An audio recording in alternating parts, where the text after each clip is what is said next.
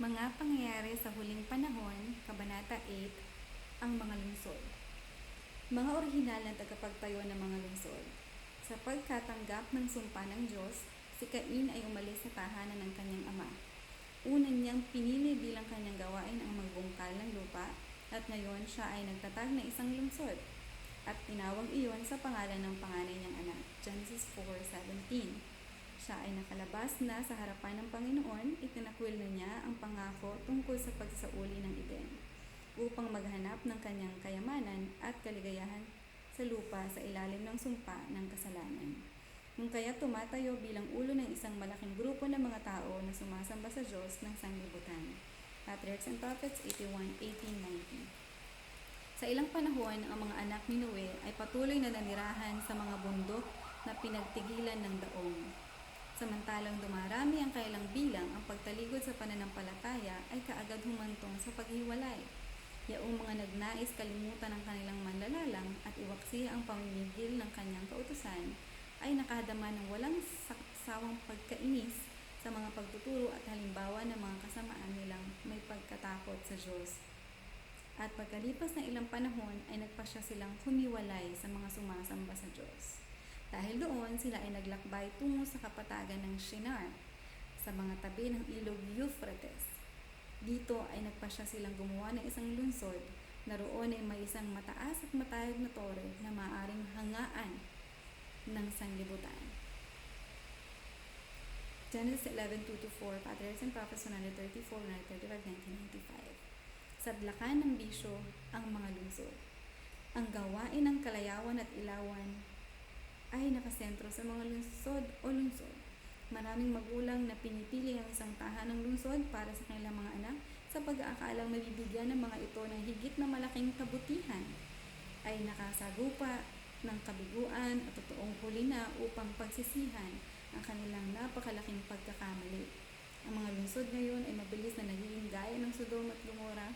Ang maraming mga araw na pista opisyal ay napapasigla ng katamaran, ang nakapupukaw ng damdaming pangpalakasan, panonood ng sine, karera ng kabayo, pagsusugal, pag-inom ng alak, at pagkakatuwaan ay nagpapasigla ng bawat damdamin sa masiging paggawa. Ang mga kabataan ay natatangay ng karaniwang kinahihiligan ng lahat. Rise of the Lessons 54:19-00. Ibinigay sa akin ang liwanag na ang mga lungsod ay mapupuno ng kaguluhan, karahasan, krimen, at ang mga ito ay parami pa hanggang sa wakas ng kasaysayan ng lupa.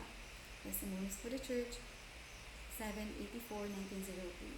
Sa buong mundo, ang mga lungsod ay nagiging sadlakan ng bisyo. Sa bawat dako ay mga tanawin at tunog ng kasamaan. Sa bawat dako ay mga pang-akit sa kahalayan at pagwawaldas. The Ministry of Healing 263-1905. Darating sa mga lungsod ang mga kahatulan. Kalunos-lunos na mga lindol ay darating sa lupa at ang mga makaharing palasyong natayo sa malalaking halaga ay tiyak na magiging giba. Manuscript Ulysses 3-312-1891. Kapag ang pumipigil na kamay ng Diyos ay inalis na, ang mangwawasak naman ay magsisimula ng kanyang gawa at sa mga lungsod ay darating ang mga pinakadakilang kalamidad. Manuscript Ulysses 3-314-1897.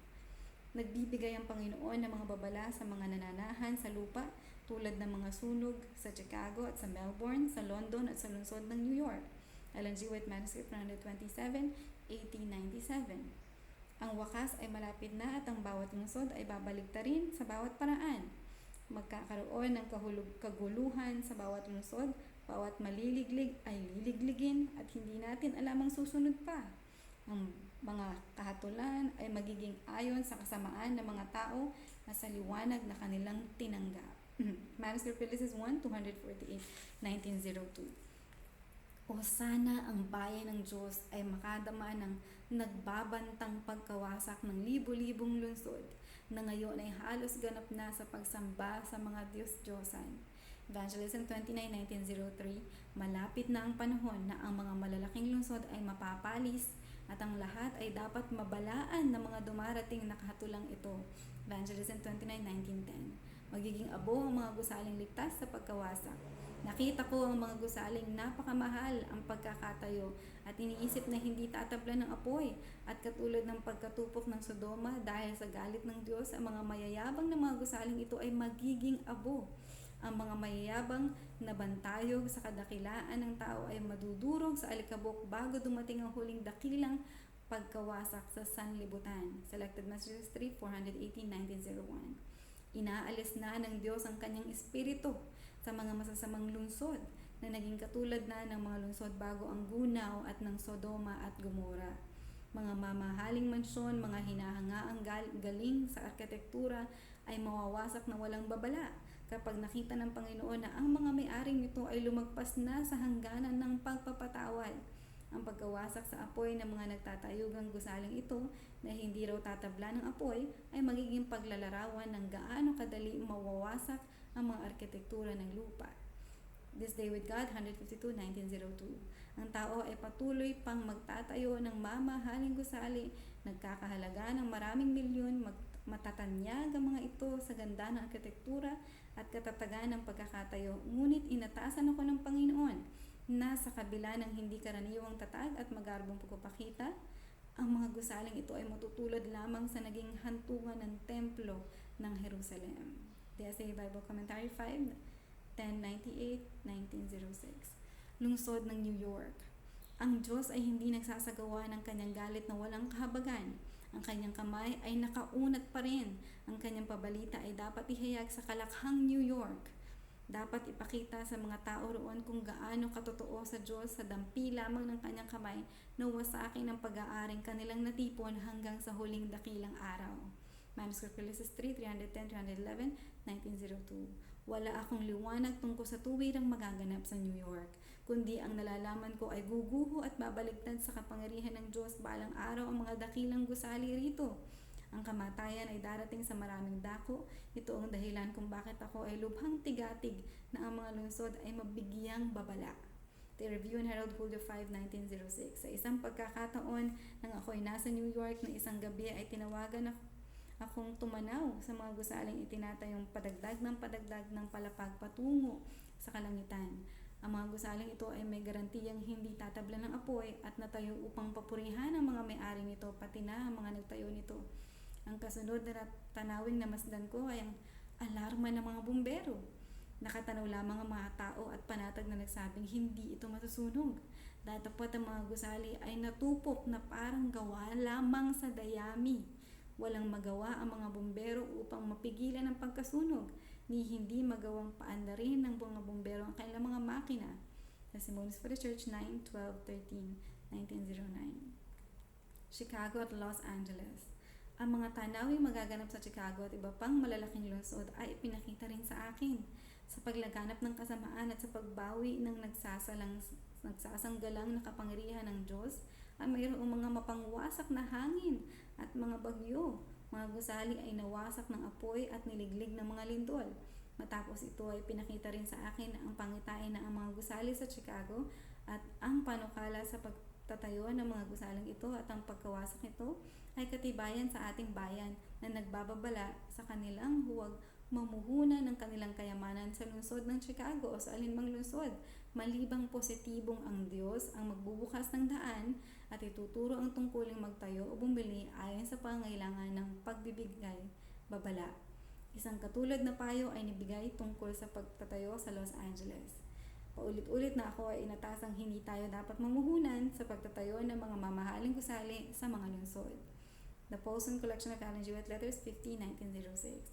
San Francisco at Oakland. Ang San Francisco at Oakland ay mabilis ding natutulad sa Sodoma at Gomora at dadalawin din sila ng Panginoon. Hindi magtatagal ay mararanasan din nila ang kanyang kahatulan. Allen Jewett Manuscript 30, 1903. Ang kalunos-lunos na lindol na naganap sa San Francisco ay masusundan ng iba pang pagpapahayag ng kapangyarihan ng Diyos. Ang kanyang kautusan ay nalapastangan. Ang mga lungsod ay narumihan ng kasalanan. Pag-aralan ng kaysaysayan ng Ninive, nagsugo ang Diyos ng tanging pabalita kay Jonas na masamang lungsod na ito.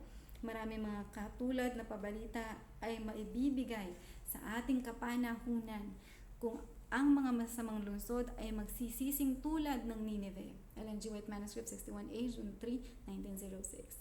Kahit na sa mga lungsod na ang mga kahatulan ng Diyos ay lumapagbunga ng kailang pagsalangsang, ay wala pa rin palatandaan ng pagsisisi. Ang mga bulwagan ay bukas pa rin at maraming tukso ay nakalantad sa mga tao. Letter 268, Agosto 20, 1906. Iba pang masasamang lungsod. Sa pagtatapos ng kasaysayan ng lupang ito, makikitang paulit-ulit ang mga tanawin ng kalamidad tulad ng sa San Francisco sa maraming dako. Ang mga bagay na ito ay nagbibigay sa akin ng damdaming taimtim sapagkat alam ko ang araw ng paghatol ay halos na sa atin na. Ang mga kahatulang nagaganap na ay isang babala, ngunit hindi siyang katapusan ng parusang darating sa mga masasamang lungsod. Habakkuk 2, 1-20, Zephaniah 1, 1-3 and 20, Zacharias 1, 1-4 and then 14, Malakias 1, 1-4, Sinipi. Ang mga tanawing ito ay malapit ng masaksihan, katulad ng malinaw na pagkakalarawan sa mga ito. Inilalahad ko ang mga kahanga-hangang pangusap na ito mula sa kasulatan upang bigyan pansin ng bawat isa sa atin. Ang mga propesiyang natala sa lumang tipan ay salita ng Panginoon para sa mga huling araw at matutupad na tiyak tulad ng nakita nating pagkawasak ng San Francisco. Letter 154, Mayo 26, 1906. Inatasan akong ipahayag ang pabalitang ang mga lungsod na puno ng kasamaan at sukdulang makasalanan ay wawa sa akin ng mga lindol, apoy at baha. Evangelism 27, April 27, 1906. Lahat ng babala ng Diyos tungkol sa mga pangyayaring magaganap malapit sa wakas ng lupa ay nagaganap na ngayon sa mga malalaking lungsod. Ipinahihintulot ng Diyos ang mga bagay na ito upang siyang tumatakbo ay makabasa. Ang lungsod ng San Francisco ay halimbawa ng kung ano ang nangyayari sa sanlibutan.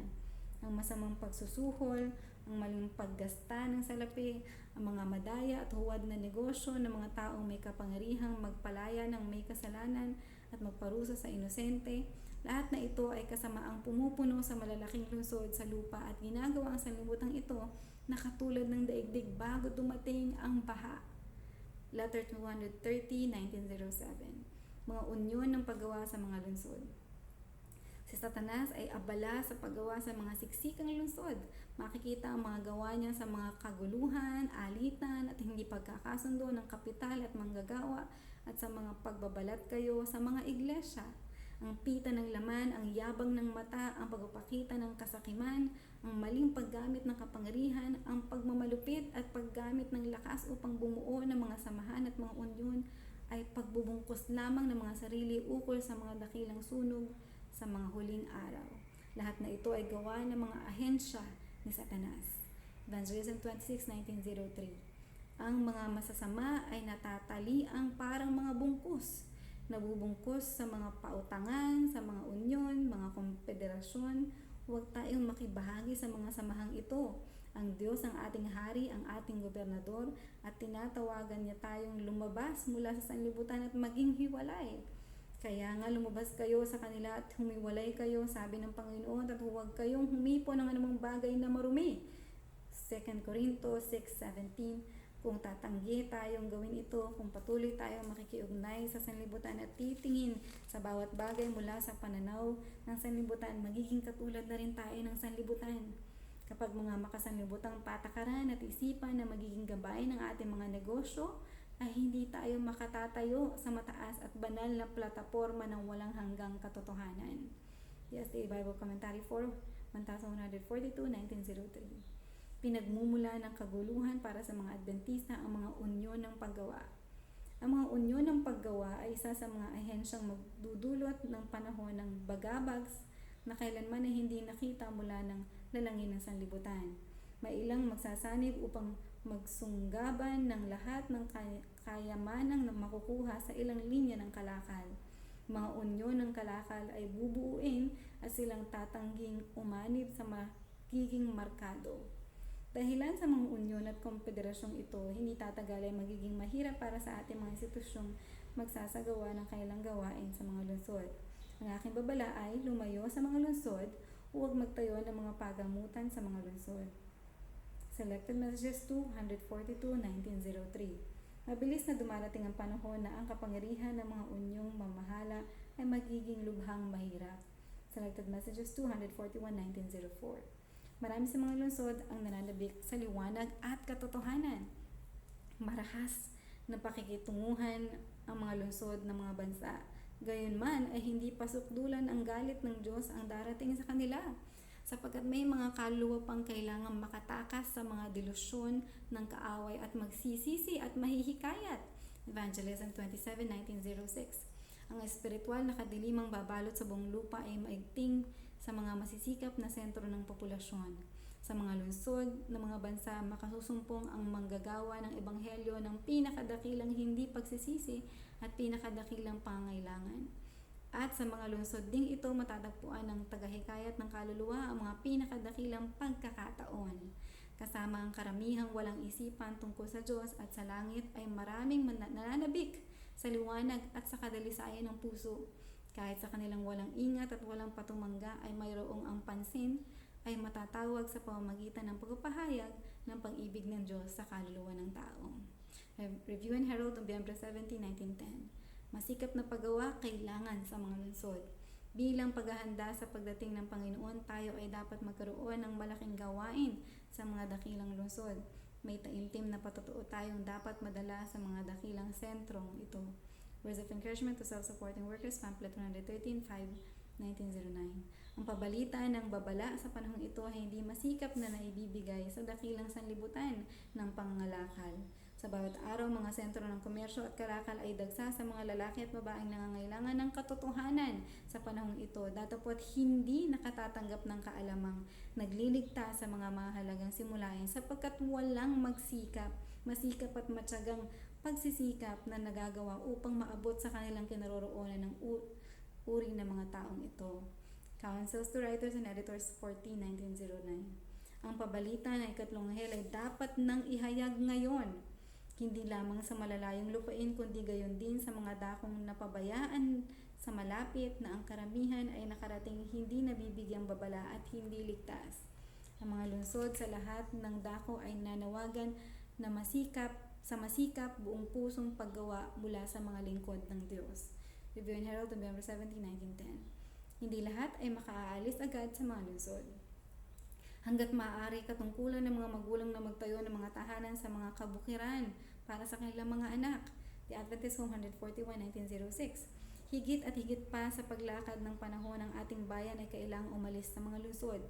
Sa maraming taon ay naturuan tayong ang ating mga kapatid na lalaki at babae, lalo na ang mga sambahayang may mga anak, ay dapat magpanukalang umalis sa mga lungsod habang ang landas ay nabubuksan para sa kanila.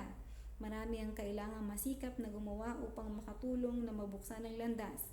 Ngunit hanggat hindi pa posible sa kanilang makaalis at habang naroon pa sila, dapat silang maging masipag sa gawaing misyonero. Gaano man kaliit ang naaabot ng kanilang impluensya. Selected Messages 2, 316, 1906. Ang ating mga lungsod ay nagiging lalong masama at lalong nagiging malinaw na silang na mananatili roon ay hindi kailangang naglalantad ng sarili sa panganib ng kaligtasan ng kanilang kaluluwa. Country Living 9, 1907. Mga lungsod at bayan ay sukdulan na sa kasalanan at kasamaang moral. Gayunman ay may mga lot sa bawat Sodoma. Testimonies for the Church 636, 1900. Mga paaralan, iglesia at kainan ay kailangan sa mga lungsod. Higit na malaki ang magagawa upang iligtas at maturuan ang mga anak nilang sa kasulukuyan na hindi pa makaalis sa mga lungsod. Ito ay bagay na dapat mabigyan ng pinakamabuting pagsisikap. Mga paaralan ng iglesia ay dapat itatag para sa mga anak sa lungsod at kaugnay ng mga paaralang ito ang panustos sa pagtuturo ng higit na mataas na edukasyon kung saan ito ay kailangan. Child Guidance 306, 1903. Ang ating mga kainan ay dapat na nasa lungsod. Kung hindi, ang mga manggagawa sa mga kainang ito ay hindi maaabot ang mga tao at maturuan sila ng mga simulain ng matuwid na pamumuhay. Selected Messages 242, 1903. Paulit-ulit na inatasan ako ng Panginoon na tayo ay dapat gumawa sa mga lungsod mula sa mga sentro sa labas nito. Sa mga lungsod na ito ay dapat tayong magkaroon ng mga bahay ng pagsamba bilang bantayog sa Diyos. Subalit ang mga institusyon sa paglilimbag ng ating mga babasahin, sa pagpapagaling ng may sakit at pagsasanay ng mga manggagawa, mga kolehiyo, ay dapat itatag sa labas ng mga lungsod. Tanging mahalaga na ang ating mga kabataan ay may sanggalang mula sa mga tukso ng buhay sa lungsod.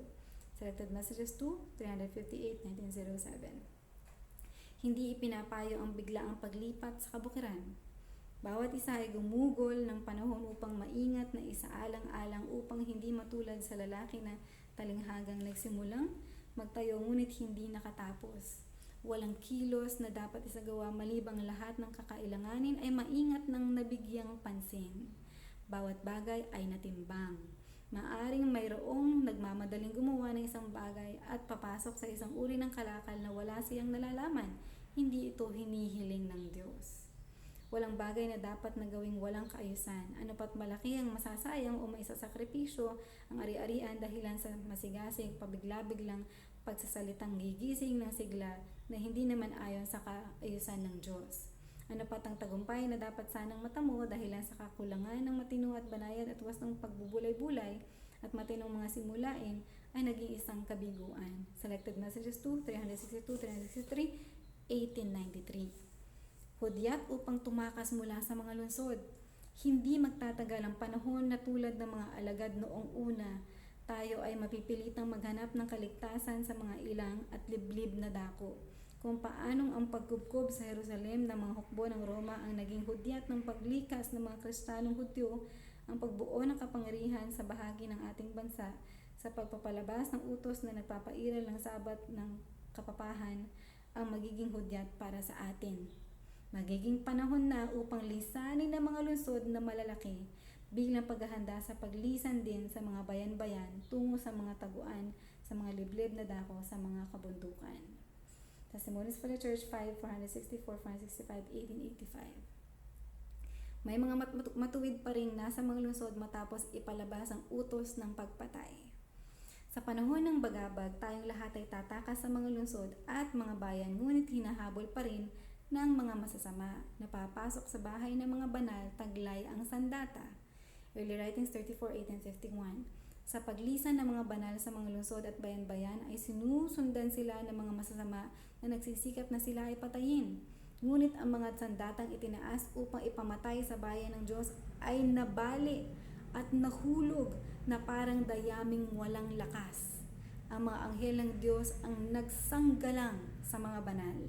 Early Writings 284, 285, 1858. Bagaman may isang pangkalahatang pasya na nagtakda ng panahon na siyang dapat ikamatay ng mga nagsisitupad sa utos ng Diyos, sa ilang mga pangyayari ay uunahan ng kanilang mga kaaway ang pasyang ito. At bago dumating ang panahong taning ay sisikapin nila ang pumatay. Ngunit wala sino mang makalalampas sa malalakas na bantay sa palibot ng mga tapat na kaluluwa. Ang iba ay dinadaluhong sa kanilang pagtakas buhat sa mga lungsod at mga nayon, ngunit ang mga nakabantang mga tabak nila ay nangaputol at nanguhulog na parang dayami. Ang mga iba pa ay ipinagsanggalang ng mga anghel na nag-anyong mga taong mandirigma. The Great Controversy, Scandal 31, 1911.